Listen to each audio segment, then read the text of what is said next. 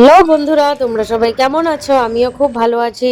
আশা করছি তোমরা সবাই ভালো আছো।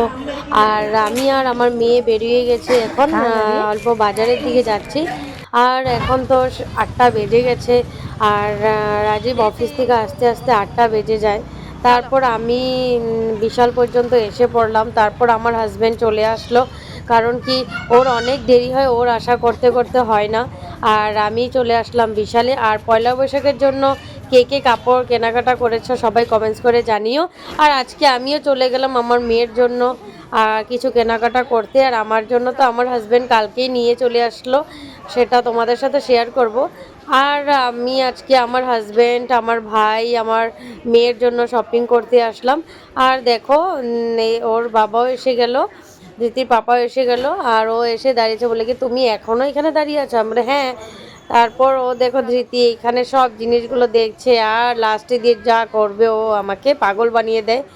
আর ধৃতি তো অনেক মানে ওর খেলার জিনিসগুলো ভালোভাবে দেখে নেয়। আর শপিং করতে কার না ভালো লাগে? শপিং করতে আমার অনেক ভালো লাগে। আর আমিও চলে আসলাম ওর বাচ্চাদের ইসেতে, বাচ্চাদের কাউন্টারে। আর দেখো এখানে ধৃতির জন্য ওর পাপা শর্টস প্যান্ট নিচ্ছে। আর আর ওর সাইজের পাওয়াই যাচ্ছিল না। তারপর আমরা ওইখানে অন্য জায়গায় দেখলাম। দেখো, আর যা কিছু কিনলাম তোমাদের সাথে নেক্সট ব্লকে দেখা হবে।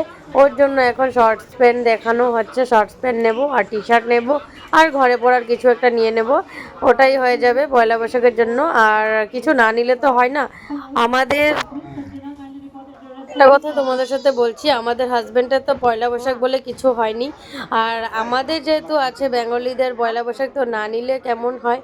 আর তার জন্য কিছু একটা কেনাকাটা করছি। আর সঙ্গে সঙ্গে আমার হাজবেন্ডকেও পয়লা বৈশাখের জন্য কেনাকাটা করিয়ে নিলাম। আর আমরা বিলিং করে চলে আসলাম, এখন রাজীবের জন্য ওয়েট করছি। ও অল্প বাজার করছে, তো ব্লগটা